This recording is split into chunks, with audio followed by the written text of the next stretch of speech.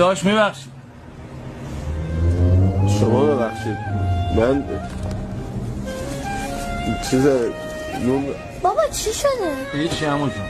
بابا یادش رفت بقیه پولشو بگیره. خدمت شما.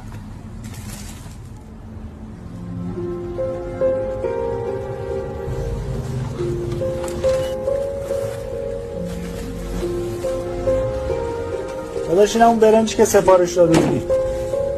تماشا نکن حال تنهاییم را، ببر با خودت کل داراییم